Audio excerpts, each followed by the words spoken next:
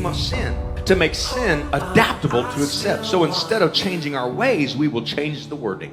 Instead of pedophilia, we'll call it minor attracted people. Instead of sexual exploitation, let's call it adult entertainment. Instead of sex cults where we bump and grind, we'll just call them music clubs. Instead of cults, we'll call them clubs. Instead of adultery, we'll call it swinging and open marriages. Instead of mental illness, let's call it gender dysphoria. Instead of gender mutilation, let's call it gender transitioning. Instead of fornication, let's call it intimacy.